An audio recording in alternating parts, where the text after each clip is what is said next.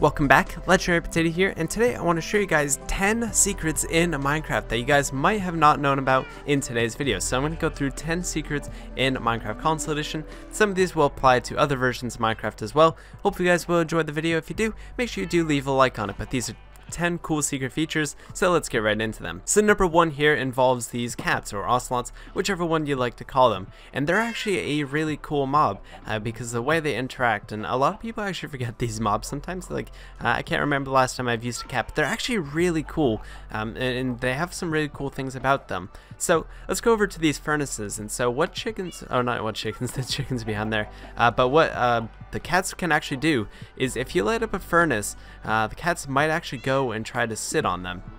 So if you just kind of open this up, I'll kind of open this so the cats can come in. Sometimes the cats like to sit on the furnaces. If I just let them stand up, they'll probably do their thing. So we'll see, of course, exactly what happens. But I'm going to let it see and do its thing. But sometimes cats like to jump on the furnace there. So it doesn't look like he did it there. But sometimes the cats like to jump on into that. So I don't know. Like sometimes it takes a little bit of work. I can also spawn some other ocelots if I'd like to as well. And I can try it again. And see if I can get an ocelot to spawn, or not to spawn, but to sit on the furnace. Sometimes it's a little difficult to make it work, but I'll go ahead and try it here. Again, we'll just like light this up, see if they go on it. There we go. As you can see, the cat went on the furnace. So cats just like to sit on the furnace because they're warm and nice, and I don't know, cats just like to do that. I think it's a pretty cool secret feature, but yeah, cats like to sit on furnaces. I don't know if it's ever useful, but I think it's kind of neat nonetheless. We'll move on to the second one here, which is armor stands. So armor stands have been in the game for quite a little while now, but what you probably didn't know about armor stands is that you can actually change the pose of them in the newest update. So if you go ahead and crouch and press the LT button on your controller, there's other ways to do it on your other versions as well, but you can go ahead and change the pose. So stand straight, you can do this, this, and even there's this one as well. So unfortunately, there's a dabbing armor stand, so I don't know, somebody might be into it. But you get a bunch of different poses that you can choose from, so as you can see, tons of different ones, so you can cycle through them. And with redstone, you could even make them dance. So I think that's pretty cool nonetheless. Let's move on to the next one here, which is going to be the dinner bone Easter egg. So that's no name tag in there. So let me go ahead and get a name tag, which I believe is somewhere over here. There it is. Okay, so there's a name tag.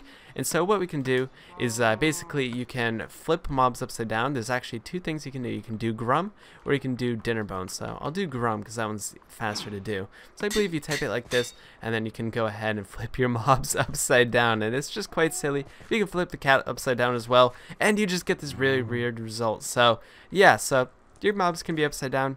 Super, just like super easy Easter egg. Not a lot of people use it, but it's so cool nonetheless. Like, look at your mob there. Look at the cow. Look at the the cat, and it's just like, it's a great Easter egg. I think it's pretty cool.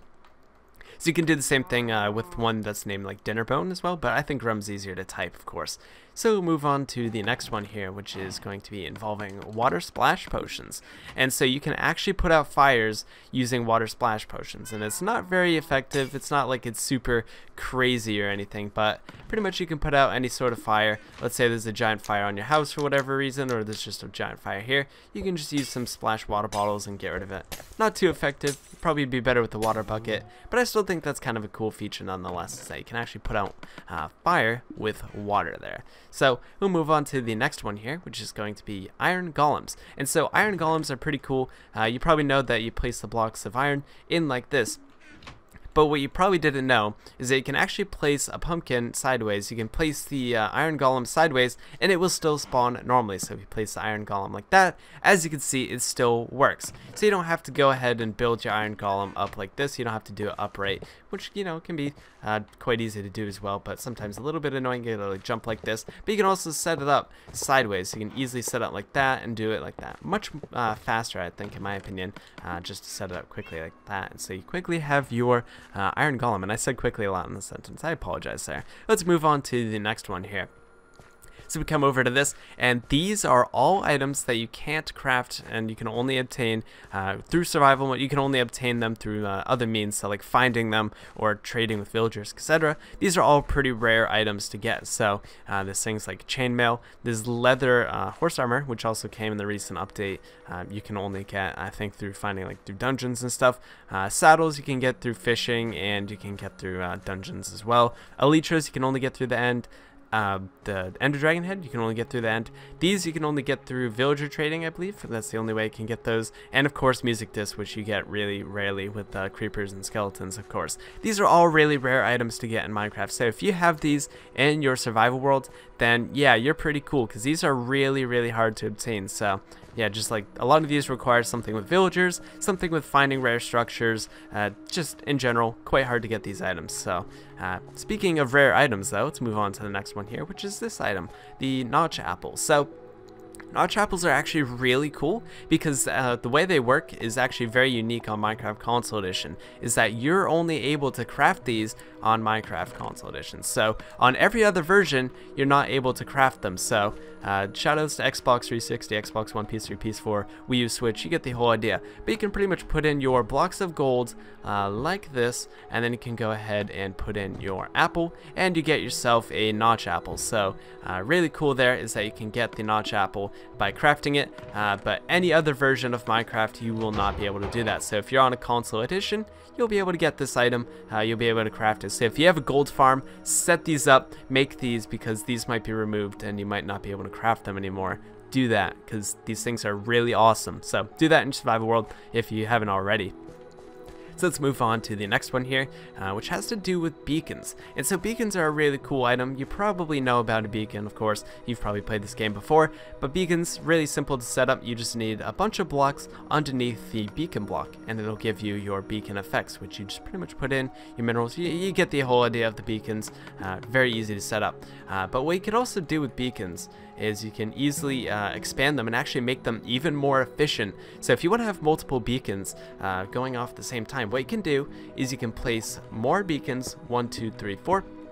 So if you kill 5 withers, you can put the beacons in like this. And if you want to activate all these beacons, all you gotta do is do this, 1, 2, 3, 1, 2, 3, 1, 2, 3.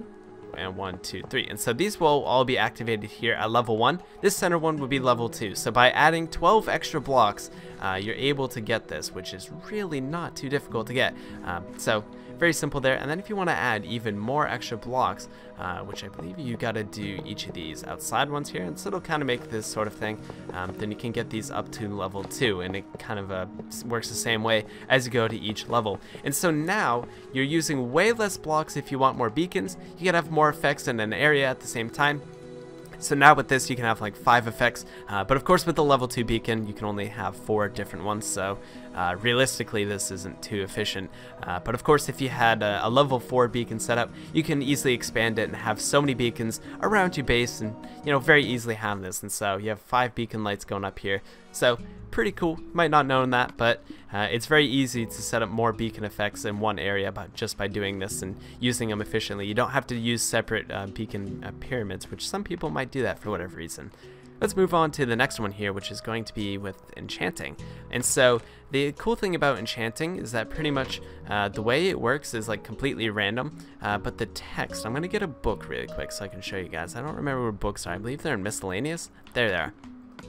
So the way the text is the text is actually taken from a different game, and so Notch put this text in, and so it doesn't really mean too much. Like you try and translate the text, and it just kind of means a bunch of random words put together. There's no way to check what all of this text means. It's completely random stuff from a completely different game. So this text doesn't even originate from Minecraft. It's from a totally different game, which is a lot of stuff like that on the internet as well, if you want to do more research on that. But the text in the enchantment table is completely unique and to a different game, of course. And so we come to the last one here, which is going to be name tagging items inside of item frames. And so you get this really cool result where if you look at an item that's been custom named, you can have a little holographic text that pops up and says something important. So if you want to say something important to whoever's joining your world or watching your video, whatever you want it to be, of course you can tell them some very important things. Of course, whatever you want to display, whatever text you want to display, very easy to set this up. Or if you just want to do some other thing like this, do not touch me. I don't know, maybe your potato's very self-conscious or whatever. You can have that. You can have custom text, and that just kind of pops up, which is cooler than using a sign. It's cooler than using any sort of thing. I think signs, they're kind of cool. You just kind of place your sign to your text. It's kind of standard, but this is pretty cool. So you can have simple rules, instructions, whatever you want to put in there. Very easy to set up that, and so yeah, I think the result is pretty cool. But that's all for me. Hope you guys did enjoy this video, of course. Let me know how many of these you didn't know. Let me know how many of these you already did know. If you knew all of these, let me know how smart you are down in the comments section that you knew all of these. If you want to see more videos like these, let me know down in the comments section, and I'll be sure to make more of these like this in the future. I thought these were all really cool, of course, and you know, probably didn't know all of them, but if you did, good for you. But I'll see you guys in the next video. So have a good one, guys, and I'll see you guys next time. So have a good one, guys. Peace.